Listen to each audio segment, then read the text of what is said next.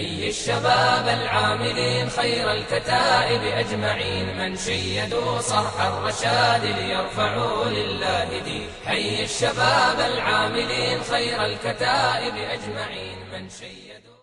بسم الله الرحمن الرحيم. الحمد لله رب العالمين حمد الشاكرين، الصلاة والسلام على سيد الأنبياء والمرسلين سيدنا ونبينا وشفيعنا ومولانا محمد وعلى آله وأصحابه الطيبين الطاهرين.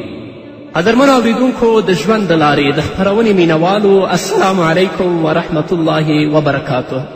ستاسو روغتیا او خوشحالي د پاک رب نه غواړم، په دې هیله چې د صحت او عافیت جامې په تن ولرئ او خوشحالي مو په برخه وي. دا دی زه محمد یاسین فهیم د ژوند د لارې د خپرونې په وړاندې کولو کې ستاسو په خدمت کې یم. زموږ د نن ورځې د خپرونې موضوع جهنم یا دوزخ وپیژنئ. قدرمنو اوریدونکو، په نننۍ خپرونه کې به څه مقدماتي خبرې تاسو ته وړاندې شي. انشاءالله په نورو خپرونو کې بیا په اصل مطلب باندې تفصیلي بحث کوو. له هغې ورځې چې انسان د مړو اوبو له درشل څخه انساني بڼې ته ننوځي او انسان وبلل شي، د ده په مخ کې څلور نور پړاوونه شته دي چې د ژوند او مرګ په ذریعه ورسره انسان مخامخ کیږي. لومړني درې پړاوونه تیریدونکي او څلورم یې دائمي او ابدي دی.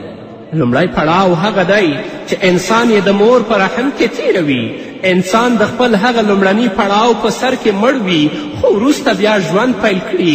دې دورې ته د رحم ژوند وایي او دا تر ټولو د معصومیت او بېګناهي دوره ده چې په زوکړه سره پای ته رسیږي. دویم پړاو دا دی چې انسان دنیا ته سترګې وغړوي او د دنیا له رنګینو سره مخ شي. د دې پړاو په لومړیو کلونو کې هم انسان معصوم او بېګناهه بلل کیږي، تر څو چې بلوغ ته رسیږي او د مکلفیت دوره یې پیل کیږي او پاتې نور ژوند یې د تکلیف او مسئولیت په کړۍ کې تیریږي. دې پړاو ته عام طور د دنیا ژوند ویل کیږي چې په مړینې سره پای ته رسیږي. دریم پړاو له مرګه وروسته وختونه دي چې پر انسان تیریږي.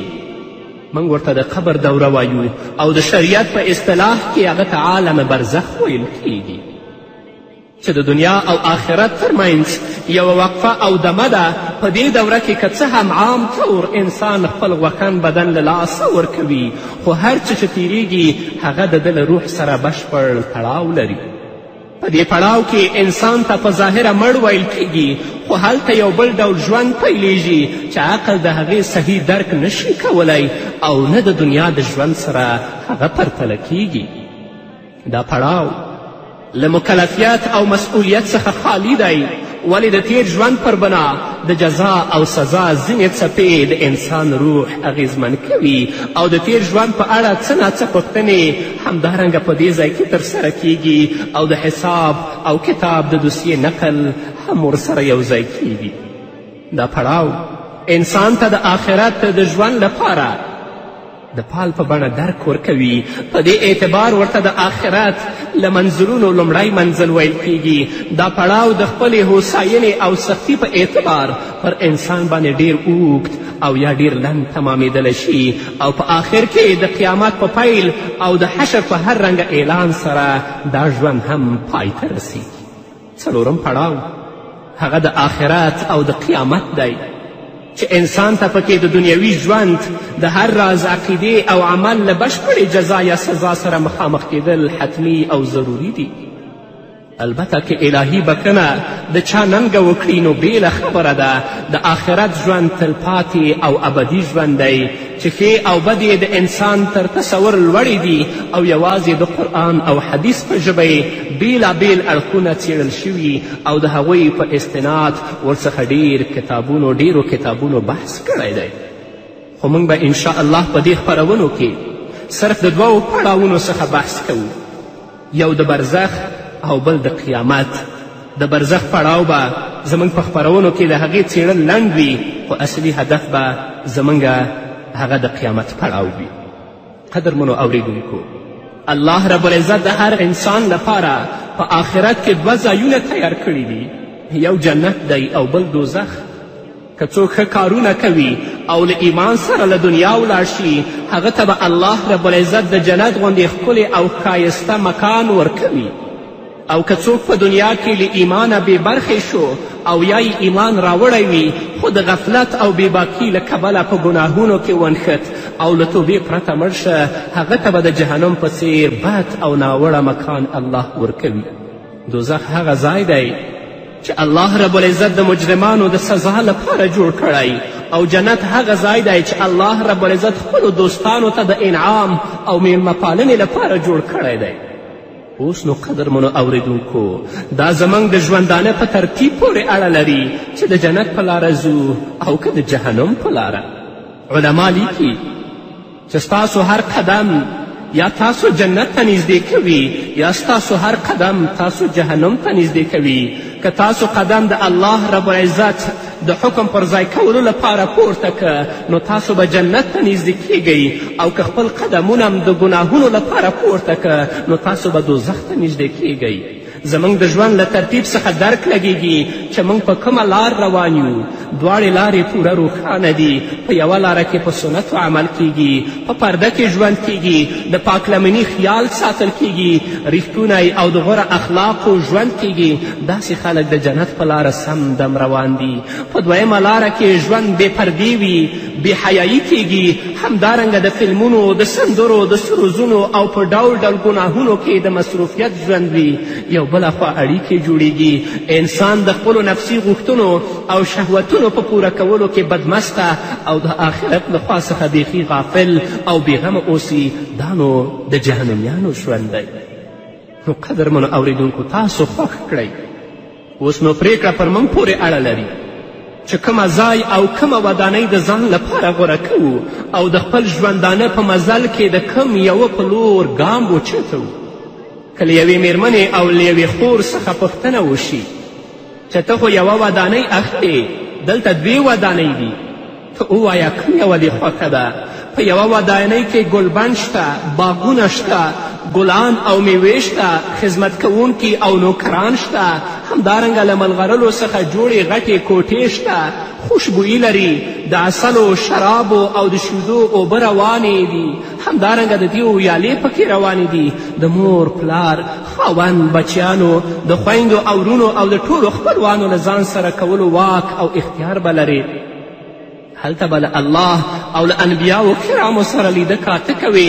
ستا هره غوښتنه به د سترګو په رپ کې پوره کیږي. خو د هغه مکان، ځای او بیه او قیمت دا دی چې ته به خپل ټول ژوند د الله رب العزت د احکامو او د رسول الله د ارشاداتو په رڼا کې تیرې، ګناه به نه کوې. دویمه ودانۍ توره تیاره کوټه ده. همدارنګه په هغه کې ډېرې سختې ویرونکې ملائکې تا ته راځي او ستا نه پوښتنې کوي. د تالندې او برېښنا غږ به وي. هلته به یوازې نه به خاوند در سره وي، نه به د خپل بچیان در سره وي، نه به مور او پلار در سره وي، نه به خپلوان در سره وي. هلته به وږې او تږې، تل به په خولو کې خټۍ، رنګ به دې تک تور او سترګې به دې شنې وي، بدبویه جامې به دې اغوستې وي او په اور کې به تل تر تله اوړې را اوړې او بیا دې راوتل هم نشته. خو د دې دویمې ودانۍ لپاره شرط دا دی چې ته فقط 50 کاله ښه مزې چړچې ترسره کړه او خپلې ټولې غوښتنې دې پوره کړه. اوس دا ووایه چې په دې دواړو ودانیو کې دې کوم یوه خوښه ده؟ معلومه خبره د قدرمنو اوریدونکو دغه میرمن او دغه خور چې څه ناڅه عقل لري هغه به ووایي چې زه اوله ودانۍ خوښوم، ځکه زه په دنیا کې بې خاونده، بې بچیانو او همدارنګه بې خپلوانو ګزاره نشم کولی. نو هلته به په هغه تیاره او ناوړه کور کې څنګه ژوند وکړم؟ زه له مور او پلار څخه د لرېوالي فکر نشم کولی او زه به هیڅکله هغه ځای ته ولاړه نشم چې زه پکې له هر څه بې برخې کیږم. نو د هر انسان زړه غواړي چې زه د الله په نزدیکیت سره جنت ته ولاړ شم او هلته خپلې ټولې غوښتنې بشپړې کړم. او دا هله چې موږ د الله رب العزت اوامرو او د الله رب العزت احکامو ته غاړه کیدو. که د خپل ژوند په غفلت کې تیر کړو، د دنیا په مادیاتو باندې موږ دوکه شو، صرف د دنیا محدود ژوند موږ ژوند وګڼو، نو بیا به هغه توره کوټه زموږ ځای وي. الله په عذابونو کې به ګرفتار یو. الله دې موږ ته توفیق راکړي چې د الله رب العزت په اوامرو او په احکامو باندې عمل وکړو. نو قدرمنو اوریدونکو، موږ باید په خپل ژوند کې آخرت مخې ته کیږو او د هغه له اړتیاو سره سم خپل ژوند ته ترتیب ورکړو، ځکه د دوزخ د عذاب زغملو حوصله په هیچ چا کې نشته. زموږ په معمولي تودو اوبو هم تنده نه ماتیږي، نو د دوزخ اوبه خو ډېرې ګرمې دي. موږ د دوو کسانو په مخ کې هم رسوایي او شرمندګي نشو زغملی. د قیامت په ورځ به د ټول مخلوق په وړاندې خجالت او رسوایي څنګه پر ځان راوړو. ضروري خبره دا ده چې له الله رب العزت څخه جنت وغواړو او له دوزخ څخه یې پناه وغواړو.